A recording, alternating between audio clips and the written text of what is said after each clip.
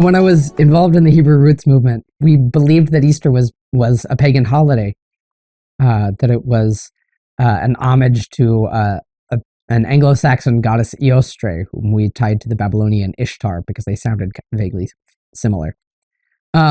This actually does come from a historical source.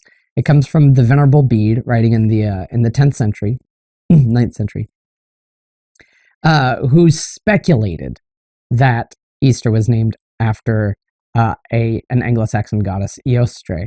But what I found out later is that Bede is the only person in the historical record who mentions a goddess Eostre, and that most linguists and historians think that it came from the fact that at Easter Vigil, there would be people tasked with watching for the east for the sunrise. And so it's actually Easter, the cardinal direction, rather than any pagan goddess. The kicker was finding out that it's only called that in English, that everyone else calls it Pasch or Pascha or Pesach, some version of Passover, and that this is a quirk of the English language. So there was some historical reference for why we thought that, but if you actually followed up on the source, it looks like Bede was wrong on this one, probably. There are a few philologists who still think he was right, but regardless, nobody else calls it Easter anyway. So when I found out that Easter wasn't pagan and even Christmas was almost certainly not pagan in origin, it really undermined my my trust in the authorities from my movement. I thought not so. I don't think they had deliberately lied, but they hadn't done their homework. It was a real failure of research, and it really broke the confidence that I had in them. And I started to realize I still thought the Christians were wrong, but I started to think that they were sincerely wrong. Whereas before, we had been told this was all a conspiracy, that Constantine had tried to make a synthesis between Judaism and Roman paganism. And I started to realize, no, that wasn't the case. I still thought they made mistakes. They misunderstood things. But it became clear that they were sincere, that these were not deliberate pagan accretions.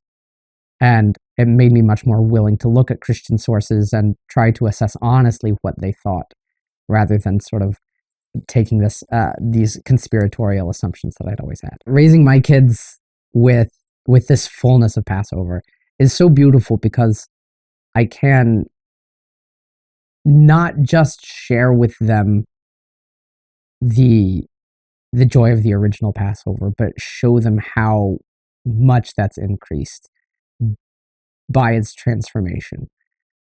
That when I was Messianic, the emphasis always fell on the original Passover because that's what our liturgy did. And Jesus came in kind of as an afterthought. And now I can say, look, this is what it was all pointing towards. Oh, I love Easter. It is Pascha. It's the true Passover. It's Passover made full. Whereas the first was a type, this is the one that Isaiah tells you to expect, where he says, when God's going to bring you out again, he's going to have another Exodus, and it's going to so far supersede the first one that you're going to forget it. And it has so much more depth of meaning when you realize however great that Exodus from Egypt was, it pales in comparison to the Exodus from sin and death that Christ made possible for us. And that's what Easter is. That's what the sacrifice of Christ is. It's the new Exodus that outshines the original one. And obviously there's a little bit of hyperbole there because we still remember the first one. But in spirit, it's the one that replaced it. It's the one that made what Moses did. It showed that was not the true freedom, that was the symbol of the true freedom.